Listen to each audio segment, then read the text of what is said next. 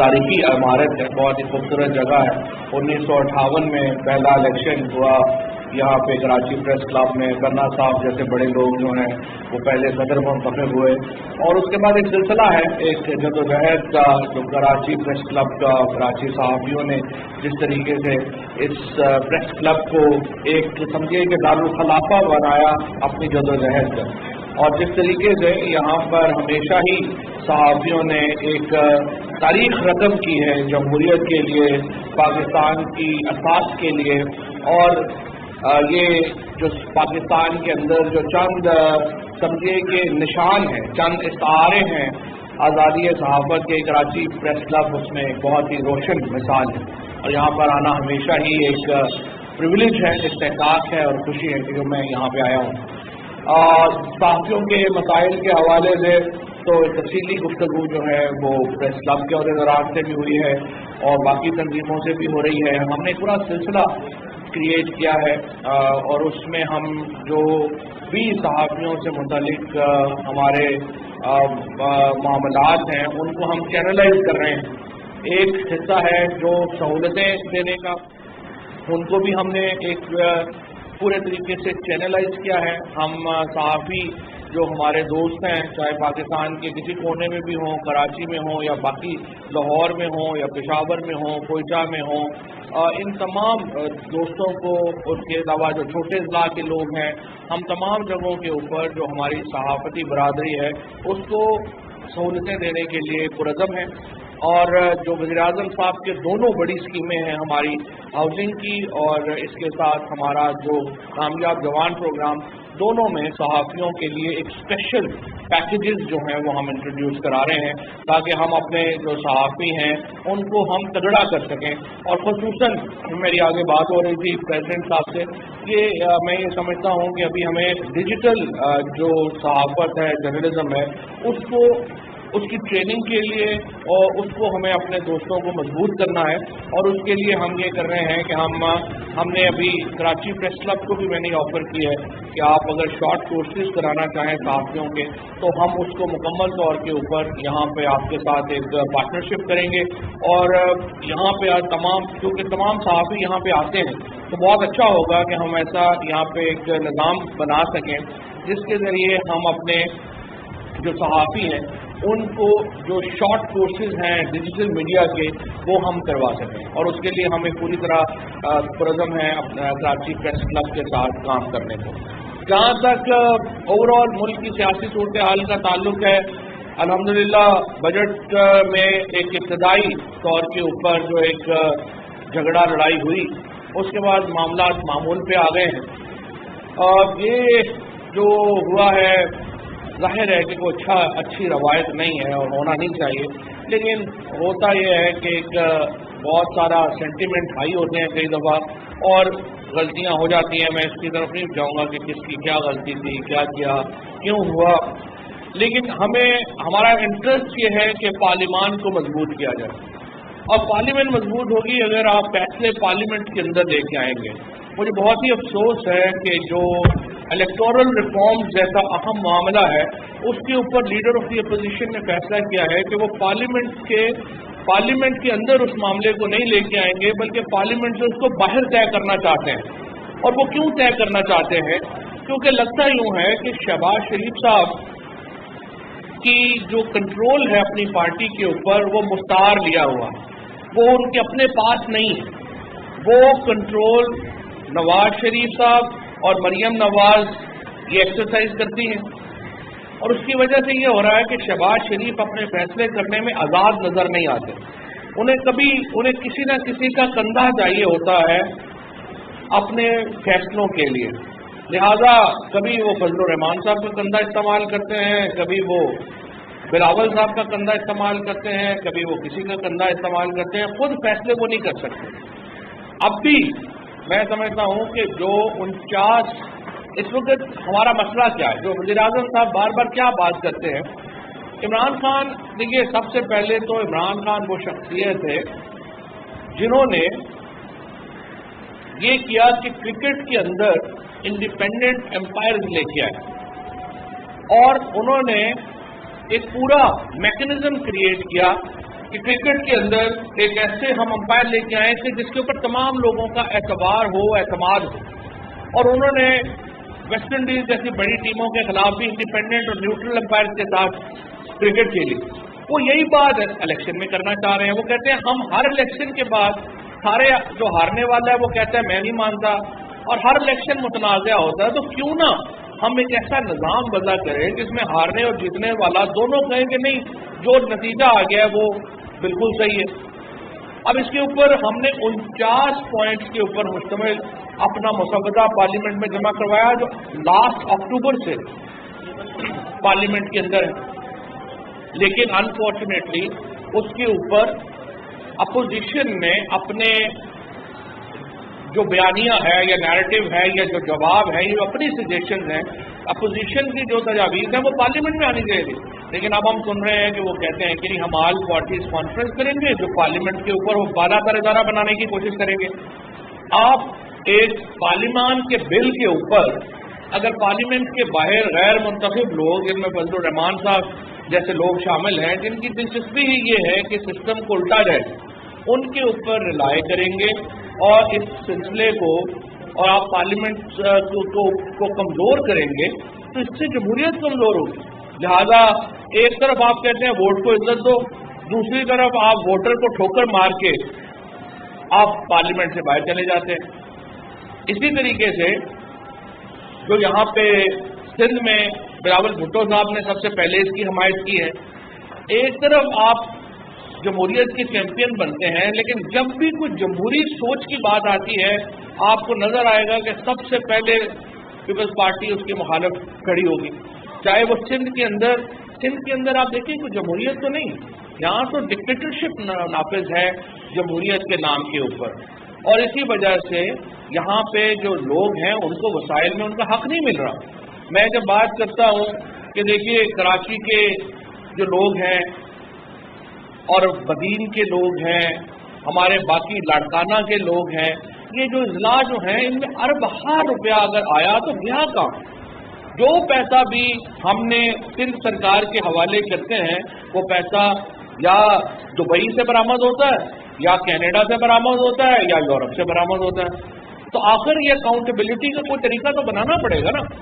ابھی بھی آپ دیکھیے کہ اس بجٹ میں یہ جو بجٹ جس کو ابھی آپ مخالفت کر رہے ہیں 700 سے 750 ارب روپیہ سندھ کے پاس آ رہا ہے. اس میں ابھی گرانٹس شامل نہیں ہیں، اسپیشل پروگرام شامل نہیں ہیں. وفاقی وزیر اطلاعات و نشریات چودھری فواد حسین کراچی میں میڈیا سے گفتگو کر رہے تھے. انہوں نے کہا کہ صحافیوں کے مسائل حل کرنے کے لیے پرعزم ہیں اور کوشش کر رہے ہیں کہ صحافیوں کو سہولیات کی فراہمی یقینی بنائی جائے. وہ کراچی میں میڈیا سے گفتگو کر رہے تھے. اسی کے ساتھ خبرنامہ بھی پہنچا اپنے اختتام کو. مناظر حسین، نازیہ کمل اور ہماری نیوز ٹیم کو دیجیے اجازت. دیکھتے رہیے پاکستان ٹیلی ویژن نیوز.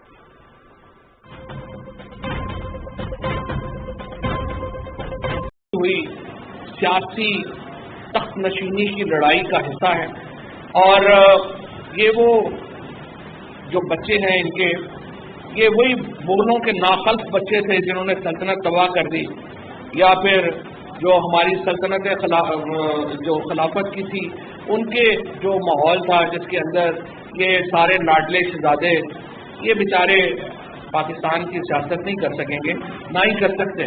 اور آپ دیکھیں گے کہ یہ تمام بکھر رہے ہیں.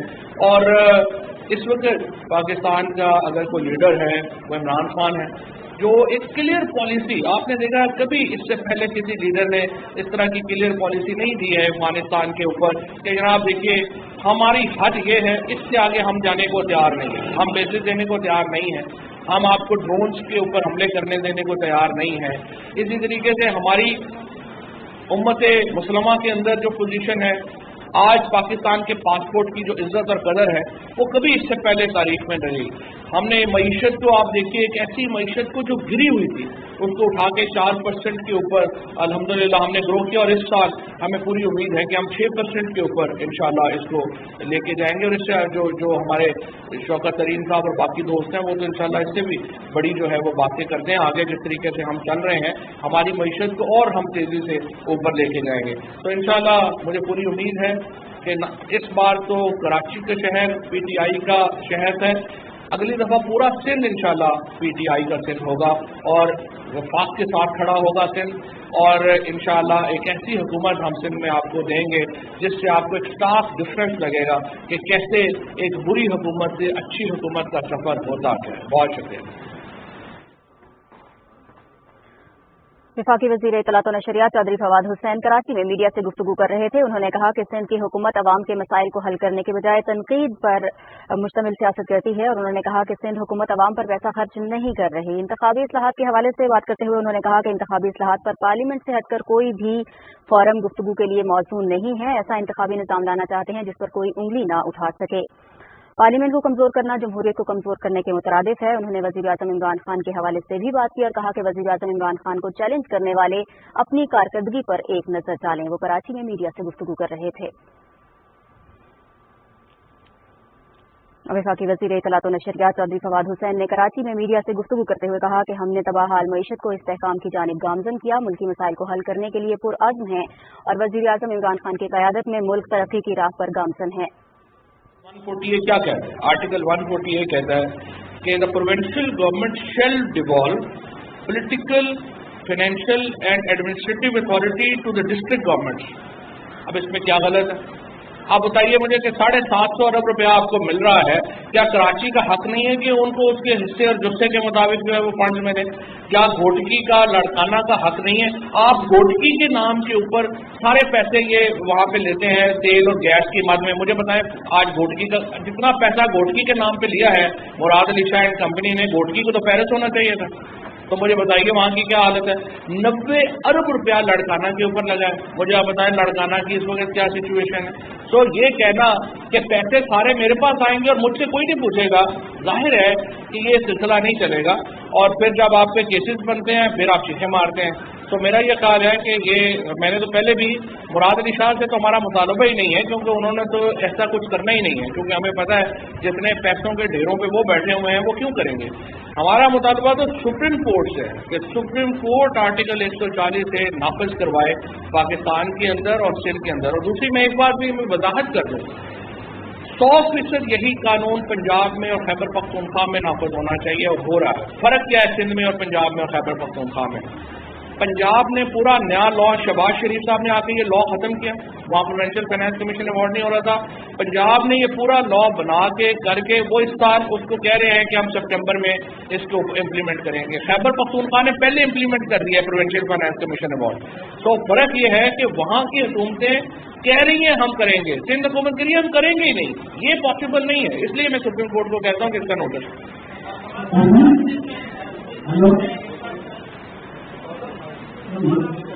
माइक जी नसरुल्लाह भाई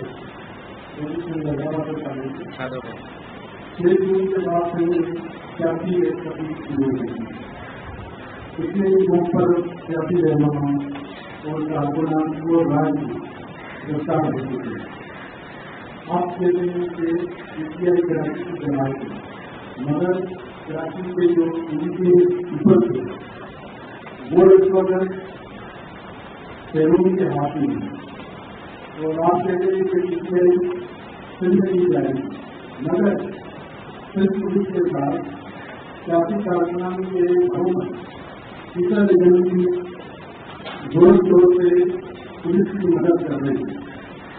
अभी आप ये बताएं कि पीपल्स पार्टी की तरह क्या PTI की एरिया अकाउंट के साथ करिए या सिंध या पाकिस्तान के साथ करिए? देखिए बड़ी सिंपल बात है, हमारा जो मामला है वो कानून की हुक्मरानी का है।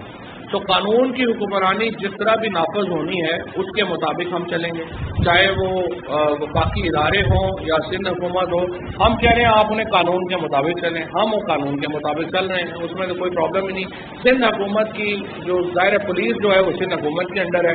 अगर कोई पर्टिकुलर केसेस है जिसमें आप बता सकें कि यहाँ पे वफाकी इदारे जो हैं उन्होंने उनके साथ मिलकर कार्रवाई की और गलत कार्रवाई की है, वो बता दीजिए, उसके ऊपर इंशाल्लाह कार्रवाई करेंगे।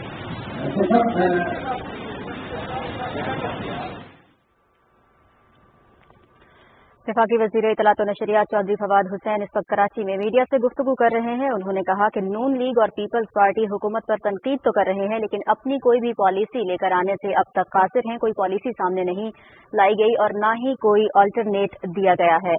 अगले साल पाकिस्तान में मईशत की बेहतरी 6% होगी। मईशत को बेहतरी की जानिब लेकर जाना हमारा अज़्म है। कानून की हुक्मरानी तरजीह है। अपनी तरजीहात को तकमील की जानिब ले जाने के लिए पुरअज़्म है। और उन्होंने कहा कि सिंध के मसाइल के हल के लिए सिंध हुकूमत को अमली इक़दामात करना होंगे। वफाक इन मसाइल के हल में सिंध हुकूमत की मदद तो कर सकता है, लेकिन इन मसाइल का हल बहरहाल सिंध हुकूमत को ही करना है।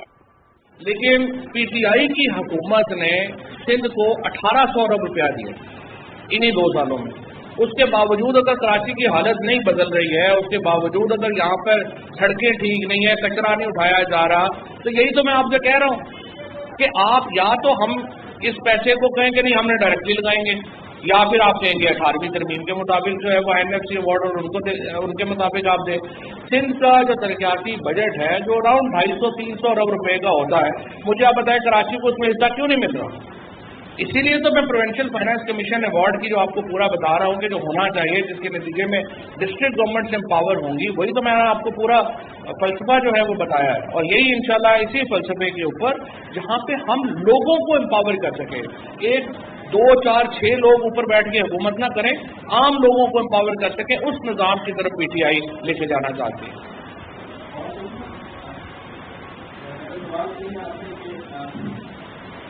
आपकी हुकूमत का हमारी जो ग्रोथ है वो जो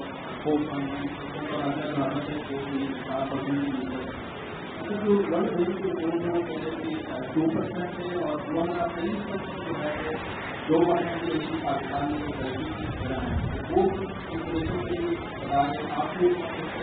देखिए इस पर बड़ी डिबेट हो चुकी है, बड़ी तफसीली डिबेट हुई है। हमने आपको पूरा जो है वो बताया है कि ये जो आदाद शुमार, सबसे पहले तो आप समझिए कि ये जो ग्रोथ रेट है ये निकलता कैसे है। आप समझने के लिए नेशनल एक एनईसी कमेटी है, वो करती है कि उसके अंदर 26 इदारे शामिल हैं। 26 इदारे अपनी अपनी कैलकुलेशन जो है वो देते हैं और उसके बाद ये 26 इदारे मिलके आपकी ग्रोथ रेट का फैसला करते हैं कि आपका कितना ग्रोथ रेट है, क्या हुआ है। अब पाकिस्तान के अंदर 2-3 बड़ी बड़ी चीजें देख लें कि क्या हुई। सबसे पहली चीज ये कि हमारे जो हमारे ओवरसीज पाकिस्तानीज हैं, जिनके वोट के हक के लिए हम लड़ रहे हैं और जिसको हम एक इज्जत और इतराम और हम कहते हैं उनको फैसिलिटी दे, उन्होंने 1000 अरब रुपया पाकिस्तान भेजा। कभी पाकिस्तान की तारीख में ओवरसीज पाकिस्तानीज ने इतना पैसा पाकिस्तान में नहीं भेजा। और एक और चीज भी नोट रखिएगा, इन 1000 अरब रुपया जो उन्होंने पाकिस्तान भेजा, उसमें से 90% से भी ज्यादा जो पैसा पाकिस्तान आया वो $500 से कम की रकम थी। यानी हमारी जो लेबर है, हमारे जो आम बंदा वर्कर है, उसने पाकिस्तान में पैसे भेजे। ये इमरान खान की क़यादत के ऊपर, उनकी शख्सियत के ऊपर एतमाद था तो ओवरसीज पाकिस्तानी ने ये पैसा भेजा। नवाज शरीफ और जरदारी अगर पाकिस्तान में हुकूमत कर रहे हो, ओवरसीज पाकिस्तानी कहते हैं उधर ये और बर्गर की दुकान खोल दो, पाकिस्तान पैसे ना भेजो, क्योंकि पता है ना किधर जाएंगे। लेकिन ओवरसीज पाकिस्तानी ने 1000 अरब रुपया पाकिस्तान भेजा। उसके बाद दूसरा जो बड़ा फैक्टर, हमारी गंदम के पास तारीख, गंदम की जो हमारी फसल है तारीख की सबसे बड़ी फसल हुई। हमारी मकई की फसल तारीख से सबसे बड़ी फसल हुई। चावल की फसल तारीख की सबसे बड़ी फसल हुई। और गन्ना जो है वो तारीख की दूसरी सबसे बड़ी फसल हुई। उसके अलावा भी हमारे यहाँ जो प्याज है, मूंग की दाल है, इनकी फसलें भी तारीखी फसलें हुई। अब ये एग्रीकल्चर इनपुट को एक दिन में नहीं आ गया, ये महीनों से आपके सामने आ रहा था। ये ओवरसीज पाकिस्तानी का स्टेट बैंक हर महीने डाटा जारी करता है, तो ये एक दिन में नहीं आ गया। और इतने बड़े जो प्रोजेक्ट्स हैं इनको सामने, और फिर ये जो लार्ज स्केल मैन्युफैक्चरिंग जो कि इसहाक डार साहब की माशाल्लाह पॉलिसीज के नतीजे में खत्म हो गई थी, उसको हमने रिवाइव किया और आज लार्ज स्केल मैन्युफैक्चरिंग पाकिस्तान में तारीख 7 सदा पे है। तो ये तमाम फैक्टर्स मिलके पाकिस्तान में ग्रोथ का जो इंडेक्स है वो तय करते हैं और इसलिए हम जो है वो 4% के ऊपर क्लेम करते हैं।